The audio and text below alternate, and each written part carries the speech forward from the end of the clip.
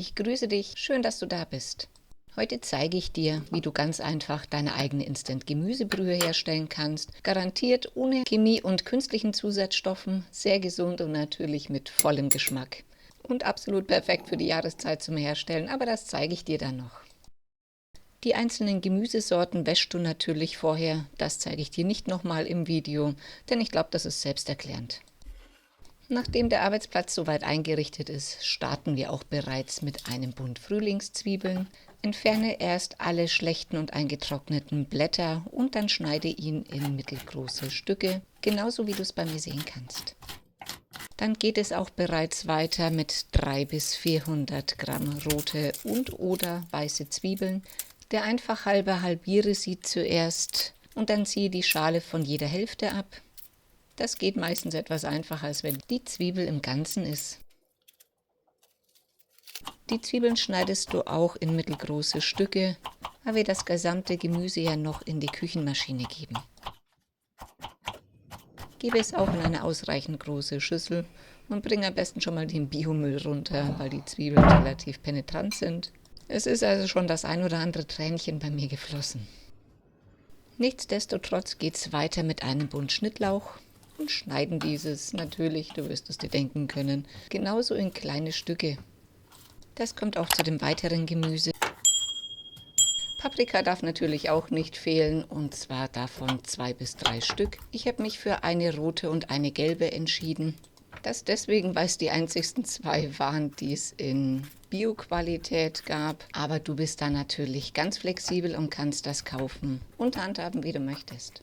Am leichtesten tust du dir, wenn du die Einkerbungen einschneidest, dann kannst du das Kerngehäuse ganz einfach ausbrechen und nur noch die weiße Haut entfernen und dann schneidest du auch diese in kleine Stückchen und darf natürlich auch zu dem restlichen Gemüse mit dazu. Eine große Portion an gelbe Rüben kommen auch hinein, und zwar 1 Kilo davon. Ob du sie schälen möchtest, liegt in deinem Ermessen. Ich tue das nicht, denn in der Schale sind viele Nährstoffe wie Vitamine und Mineralstoffe. Außerdem gibt es gute Ballaststoffe und hat auch einen intensiveren Geschmack. Schneide jedoch die Enden bzw. den Strunken ab und dann schneide auch diese, wie das Gemüse vorher, auch schon in kleinere Stückchen. In eine gute Gemüsebrühe gehört natürlich auch Sellerie, in diesem Fall 1 Kilo, denn das ist ein absolutes Superfood, das reich an wichtigen Nährstoffen ist, wie Vitaminen und Mineralstoffen. Der Sellerie wird geschält und in genauso kleine Stückchen geschnitten wie das restliche Gemüse, aber das dachtest du dir wahrscheinlich schon. Nun gibt es 600 Gramm Lauch bzw. Porree. Dieser ist reich an Vitaminen, Ballaststoffen und Mineralstoffen und enthält sogar eine Schwefelverbindung, die gut ist fürs Herz-Kreislauf-System, weil es blutdrucksenkend wirkt. Entferne die welken Blätter und schneide unten den Strunken ab, dann teile ihn, dann wasche den Teil, wo sich Erde befinden kann, noch gründlich aus. Tropfe ihn gut ab und dann schneide ihn auch in kleine Stücke, genauso wie du es bei mir sehen kannst. Natürlich kommt er in den großen Topf zu den restlichen Zutaten hinein.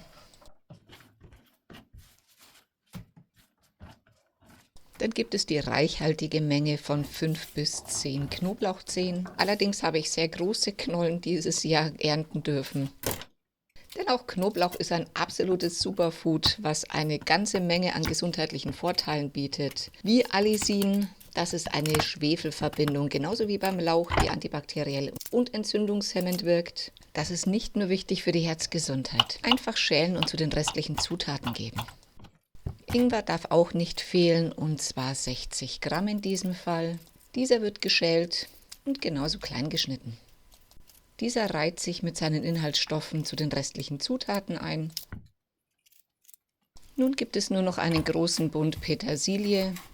Diese wird natürlich auch klein geschnitten, allerdings schneide die Stängel ab, genauso wie du es bei mir sehen kannst. Nun wird erst ein wenig klar Schiff gemacht und dann brauchst du deinen leistungsstarken Mixer und gib die erste Portion Gemüse rein. Und dann mixe natürlich das Gemüse klein. Wenn es dann so schön zerhäckselt ist, gib dieses auch zurück in deine Schüssel und verfahre so mit dem gesamten Gemüse. Als einer der letzten Schritte muss es natürlich gewogen werden. Bei mir waren es am Ende etwa 4,5 Kilo. Gewogen wird das Gemüse deswegen, weil wir ja wissen müssen, wie viel Salz wir am Ende brauchen. Erstmal herzlich willkommen in einer meiner Vorratskammern, denn ihr braucht pro Kilo Gemüse etwa 20 bis 25 Gramm Salz. Ich nehme dafür Steinsalz, das ist das Salz ohne Rieselhilfe. Einfach deswegen, weil es eine gesündere Wahl ist für alle, die auf künstliche Zusatzstoffe verzichten möchten, weil in dem normalen Salz gerne Silikate oder auch Carbonat ist und außerdem hat es einen besseren Geschmack. Das geben wir jetzt einfach zum Gemüse dazu. Und heben es natürlich unter, sodass es sich gut verteilt und das Gemüse einen leicht salzigen Geschmack hat. Nun kommen wir zu dem Punkt, den ich euch anfangs gesagt habe, warum es perfekt ist, Instant-Gemüsebrühe im Winter zu machen. Ihr gebt das Gemüse etwa 2 cm dick in Backformen eurer Wahl hinein. Ich mache das mit Backpapier, einfach weil ich es nicht leiden kann, wenn es unten am Boden anbappt. Der Vorteil im Winter liegt daran, dass ihr die Backformen über der Heizung trocknen lassen könnt, weil diese bei den kalten Temperaturen sowieso läuft und ihr ressourcensparend die Wärme der Heizung ausnutzen könnt. Genauso wie ihr es bei mir sehen könnt. Diesen Prozess könnt ihr natürlich im Backofen machen, indem ihr das Gemüse über Nacht bei etwa 50 Grad austrocknen lasst. Am nächsten Morgen bereits konnte ich das Gemüse etwas zusammenraffen und die Backformen entfernen. Damit trocknet das Ganze nochmal etwas leichter, wenn es direkt auf der Heizung liegt. Und nach etwa 48 Stunden war das Gemüse dann trocken genug und konnte wieder zurück in die Schüssel gegeben werden und wird zur weiteren Verarbeitung natürlich in die Küche gebracht. Wunderbar trocken ist es auf jeden Fall geworden. Könnt das Ganze jetzt mörsern oder so wie ich nochmal in den Mixer geben. Ich finde, das geht immer am einfachsten und man spart sich eine ganze Menge Arbeit.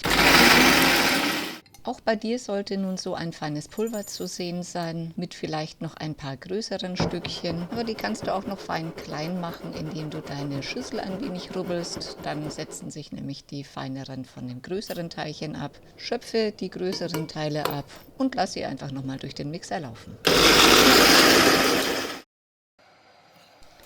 Die Instant-Gemüsebrühe wird nun einfach nur in saubere Schraubgläser gefüllt. Dafür könnt ihr ruhig kleinere nehmen und dies sogar als Geschenk zu Weihnachten verteilen. Da freut sich jeder immer drüber. Haltbar ist sie problemlos etwa 12 Monate, vielleicht auch länger, aber länger hat sie bei mir selber noch nie gehalten. Nun zeige ich euch nur noch mal das feine Pulver. Perfekt für jegliche Zwecke zu nutzen, wo ihr Gemüsebrühe braucht. In Suppen oder Soßen oder auch für eine schnelle Gemüsebrühe. Und mir bleibt jetzt nichts anderes mehr, wie euch viel Freude beim Selbermachen zu wünschen. Gutes Gelingen dabei. Lasst es euch gut gehen. Bis demnächst. Pfiat's euch!